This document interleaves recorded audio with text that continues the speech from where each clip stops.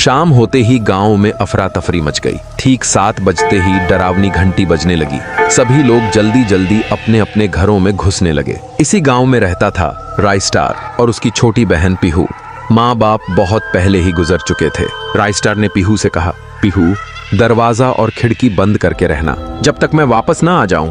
पीहू बोली, ठीक है भैया। इतना कहकर राइस्टार ऑटो लेकर निकल पड़ा।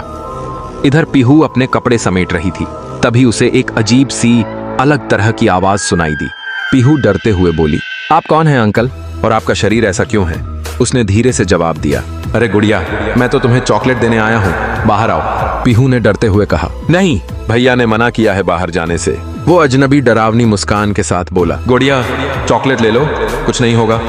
बहन बाहर जाने लगी, फिर देखा कि कोई उसे मारने आया है। डर के मारे बोली, छोड़ दो मुझे।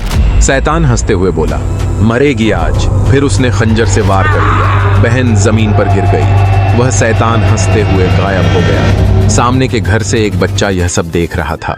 आसमान चमकने लगा, बिजली गरजने लगी। बारिश में भीगते हुए राइस्टार अपनी बहन की बात सोच रहा था।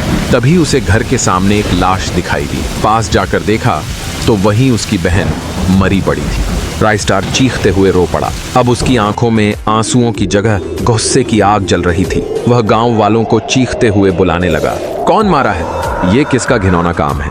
मेरी बहन को किसने मारा? गांव वाले कुछ नहीं जानते थे। सब लोग रोने लगे। सुबह होते ही एक बच्चा आवाज लगाता हुआ बोला, राइस्टार भैया। राइस्टार बाहर आया तो देखा गांव का चिंटू उसे बुला रहा था। चिंटू बोला, राइस्टार भैया, कल रात आपकी बहन को एक डरावनी परछाई ने खंजर से मार डाला। मैंने पढ़ाई करते समय खिड़की से सब कुछ देखा। मैं आपकी बहन को बचा नहीं पाया क्योंकि वो शैतान मुझे भी मार देता। यह सुनकर राइस्टार गुस्से में बोला, अब मैं उस शैतानी ताकत को मिटाकर ही रहूंगा जिसने मेरी बहन को मारा है। अब क्या राइस्टार अपनी बहन का बदला ले पाएगा?